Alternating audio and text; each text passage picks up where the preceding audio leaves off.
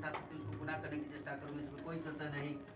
उन्होंने मन में कहा कि मैं नारद जी के आगे प्रतिज्ञा कर चुका हूँ कि अपनी पुत्री भगवान विष्णु को दूंगा। ऐसा सोचते सोचते हिमान मूर्छित हो गए। गिरिराज को मूर्छित देखकर सब लोग हाहाकार कर दौड़ पर जब होश हुआ, सब लोग पूछने लगे गिरिराज अपना मूर्छा कारण। हिमान ने कहा, आप लोग मेरे दुख का कारण सुने, न मालूम कौन मेरी कन्या को लेगा। ऐसा नहीं किसी काले सांप ने काटे, सीख खाए होंगे। हाय मेरी बेटी कहाँ गई, किसी दुष्ट ने मेरी पुत्री को मार डाला। सका भाई को कांपने लगे। इसके बाद हिमान तुम्हें वन वन खोजने लगे। वह वन में से आदि जंतुओं से बड़ा भयानक और तुम्हें अपनी शक्तियों के साथ भयानक बोले चलती चलती ऐसी जगह जा पहुंचाए।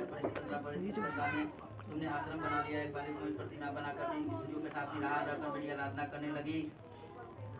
इसलिए तुम्हारे आश्रम के समय पहुंचते ही थोड़ी देर बाद दूसरे नदी छाती से लगाकर विलप कर पूछा, पुत्री तुमसे आदि जंतुओं से बड़ी वन में क्यों? आपको पार्वती जी ने उत्तर दिया, है पिताजी मैंने पहले ही अपने आप को शिव जी का सौंप दिया, आपने मेरी बात टाल दी थी, इससे मैं यहाँ चली। मैंने सल्तनत दिया कि पुत्री मैं तुम्हारी इच्छा कुछ न करूँगा। वे तुम्हें अपने साथ लेकर आए और मेरे साथ विवाह कर दिए। इससे तुमने मेरा आधार से प्राप्त किया, तब से आज तक मुझे किसी सामने दूसरे के साथ प्रकट करने का अवसर प्राप्त नहीं हुआ। हे देवी मैं अब बताता हूँ, इस व्रत का नाम हरितालिका क्यों पड़ा। इस व्रत का नाम हरितालिका इसलिए पड़ा क्योंकि तुमको सख्या लोग हर कर ले गई थी, इससे इसका नाम हरितालिका पड़ा। पार्वती जी ने कहा, है प्रभु आपने नाम तो बताया, अब इसकी विधि बताई, क्या फल है, या व्रत कौन करे। श्री देवी मैंने स्त्री जाति के लिए उत्तम भलाई के लिए उत्तम व्रत बताया हूँ। जो स्त्री अपने स्वभाव की रक्षा करना चाहती है तुमको इस व्रत को अवश्य करे।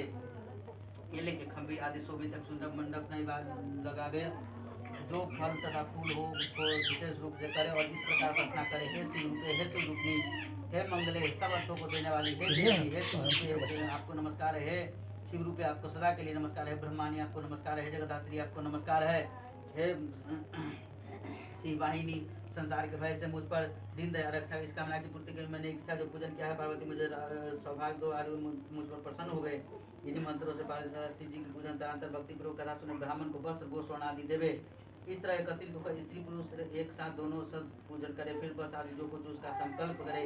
हे देवी, जो स्त्री इत्यादि का व्रत न कर अन्न भक्षण करती है वह 7 जन्म तक बाजी रहती, उसको बार बार विधवा होना पड़ता है। दरिद्री पुत्र शोक शोकातुर स्वभाव की लड़ाई के साथ दुख भोगने वाली होती है। उपवास न करने वाली स्त्री घोर नरक में जाती है। तीज को क्या क्या खाने से क्या क्या होता है वो अब सुनिए। मांसाहार करने से बाघिन, दही खाने से बिल्ली, मिठाई खाने से चींटी और सब खाने से मक्खी होती है। तीज को अन्न खाने से सुकिया, फल खाने से बंदरिया, पानी पीने से जोक, दूध पीने से सांपिन, उसरो सोने से अजगरी। सोना नहीं है तो अगला जन्म में अजगर में जन्म वो तो होबे करते कितना बार सब सुत ले 12 बजे के बाद। सोने से अजगरी और पति को धोखा देने से मुर्गी होती है। इसलिए सभी स्त्रियां व्रत अवश्य करें।